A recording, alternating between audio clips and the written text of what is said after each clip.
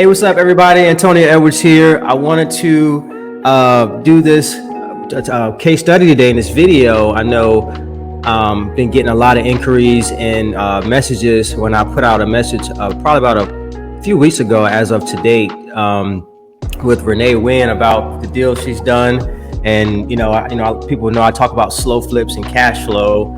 And I want to get Renee on just to talk about, just the deals and the success you have. And I want to first thank you, and secondly, congratulate you on your success.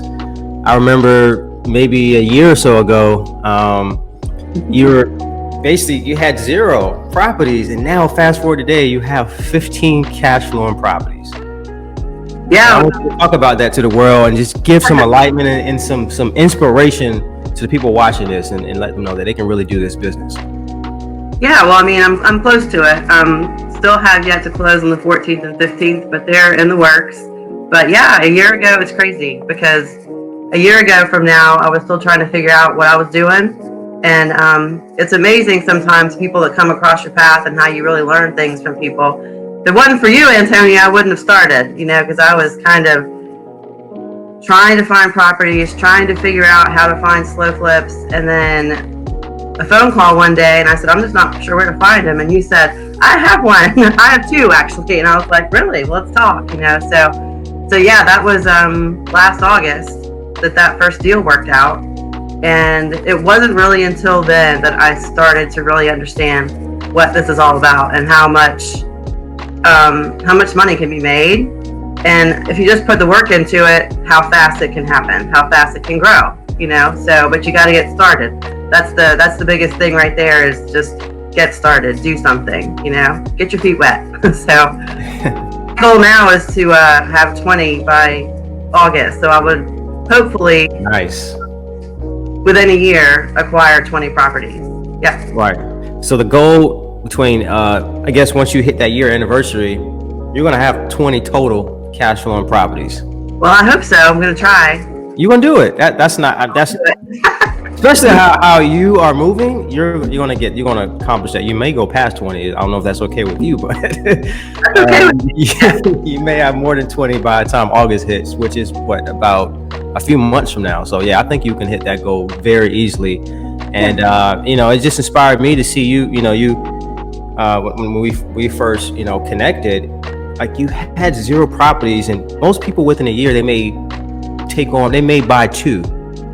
Starting out, I mean, you just ran out the gate and just picked up a quick 15. I know they got 2 closing, which would make 15, but they just say 15. That's just remarkable. That's a remarkable success, and that's why I had to bring you on, because when I posted that you closed, I think it was a few weeks ago, was that your 13th deal at the time?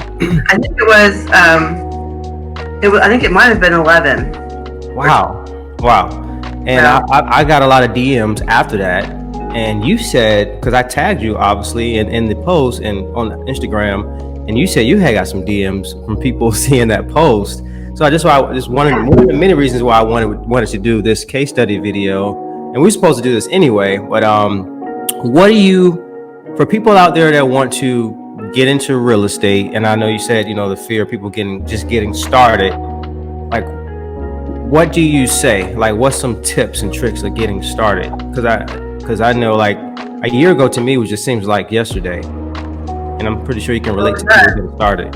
Yeah, it's gone really fast. I mean, I have a couple of good friends who are just getting started now, and I mean, I think the best thing to do is really just start looking around and making connections. I mean, because if I hadn't met you, I mean, we hadn't talked about it and all this. It never would have started for me. So I think the best thing to do is just to go out there, just keep your eyes open, look for properties. You see signs, call them, make connections, have relationships with other investors in your area. You never know what you're going to come across. And when you have an opportunity, like I said, just go ahead and get your feet wet, get started. Go look at some houses, go talk to people, just get started. Uh-oh. No, it's all good. It's all good. Let's talk about your first slow flip. I remember that one. Let's just talk about the case study of your first slow flip. Can you share the numbers on that? You mean like what I paid for it and stuff? Yep, and the occupant numbers that you got, the down payment, and how much you're getting paid a month. I just those numbers are just astounding. I just want you to share the numbers when we came across that first slow flip of yours. I'll never forget that one. Yeah, I mean it's 1047 31st Street, or no, it's no, what am I saying? That was 31st. I'm getting the numbers all mixed up. Yep. Yeah, so 31st. yeah, it was really cool because I think it was 30,000. Now you see, I'm gonna get confused now. You put me on the spot. I think 32.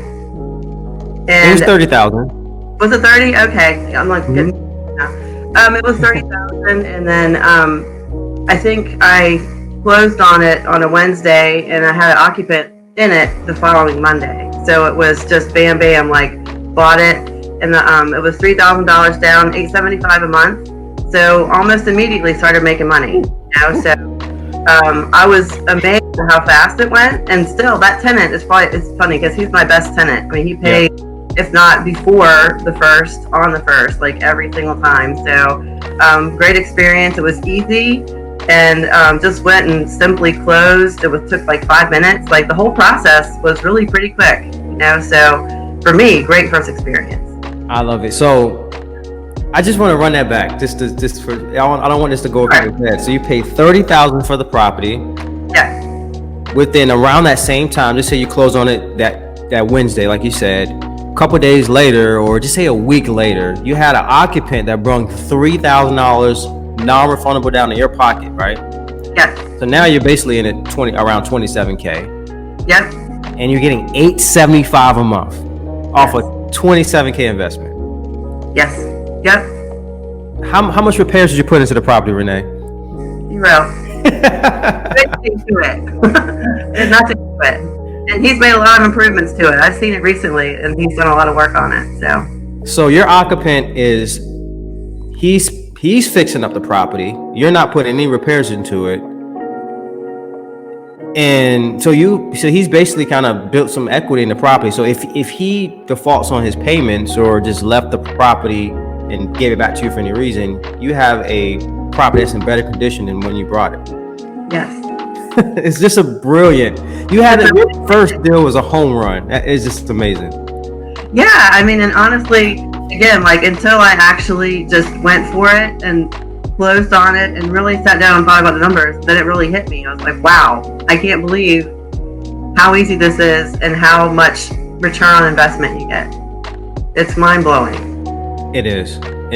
And for the people out there watching, I know when we first connected, I think your focus was wholesaling or signing contracts. Yeah. What made you jump from wholesale or change your mind from just focusing on wholesaling to buying cash flowing properties like this one, like slow flips? Well, I just realized that I had access to some money that we were really not making much of a return at all on. And really started thinking about the process of slow flips and how I still continue to try and wholesale, and I'm always looking for a wholesale deal, of course. But meanwhile, when buying slow flips equals building wealth versus just money that you have to work for. So, is it work? Of course it is. I have to maintain making sure that all my tenants are paying and things like that. But really, it's $875 a month that comes in whether I work or not, and that's what I was looking for. I want to be able to build wealth as well as, hopefully, come across wholesale deals here and there. But yeah, it's about building wealth. It's about making money when you're not working. I love it. So just real briefly, now Renee, she's like the best of both worlds. She's buying cash flow on properties, and obviously her first investment deal ever was a slow flip. But you've done some wholesale deals as well. Let's talk about that home run deal you did. Well, I have to smile. It was so easy. It was one of those things where I pretty much, when I got the call, we had sent out some postcards, and I got a call from a guy named John, super nice guy, and I kind of knew when I hung up the phone with him that day that was was a great phone call. Met he and his wife, and the house had been his for a long time. He had recently remarried later in life and decided they wanted to live in a smaller place and had an area that they wanted to move to.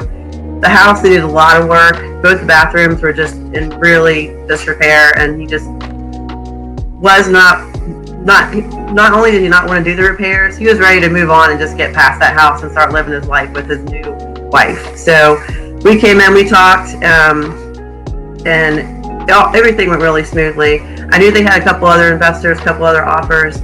Had to wait for about a week, 10 days before he called and said, I'm going to go with you. And I was so excited because it was my first wholesale deal. Wow. As it turns out, the price that we were able to agree on, we were able to find someone who purchased the house to rehab it, which is by the way. And I ended up netting $30,000 on my first wholesale deal. $30,000. So you didn't have to bring the money to the closing table.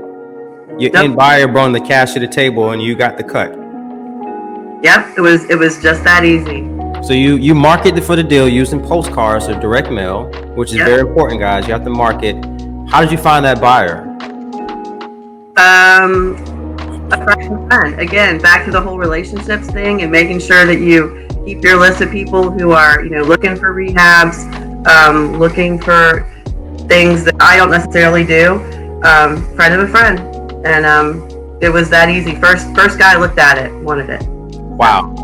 What did you have it on the contract for, and what did you sell it for? I know you say you make 30 grand. We agreed on 170, and he bought it for 200. Boom. That's a home run. And I'm sure too that he's going to make his money on that, because I believe the ARV for that area is about 320. Yep. Wow. I mean, so it's you know what, it's to me, it's also about all of us working together and all of us making money. It makes me happy to pass it along, because I'm not interested in rehabbing, but I'm like, you know what? You go do your thing as well. I mean, that's the whole, again, the thing about relationships with people. Yes. I can't agree with that enough. Relationships is key. Renee and I are just not only, business partners or do business together. We're friends outside of business, and I think that's very important to have that friendship. And when you do business with people you like and trust, and not just do business with people just do business with them, it just makes it so much smoother. It's a lot more fun. And absolutely, it's genuine too. I mean, when I think you have a great deal, I know I'm super happy for you, and and you're always such a big supporter of me. You've always been such a great, encouraging, positive person in my life. So I really appreciate that too. Likewise. Fun fact, guys, for people watching this, Renee is the person who broke my ice, that took me to my first country concert ever. We went to Luke Bryan concert. We did. I didn't know what I was getting into, but it was fun. It was totally fun. That was a fun night. It was a fun night. It was a great concert. It was great music. It was great weather. It was great friends. I mean, it was a blast. Yeah, I love it. So I'm not gonna hold your time. I know you have an appointment coming up, Renee. I appreciate your time. I appreciate you sharing your success. Congratulations, and let's go for that 20. Let's go for that minimum 20 in the next few months. Let's talk again then, okay? All right, thanks a lot, Renee. Thank you.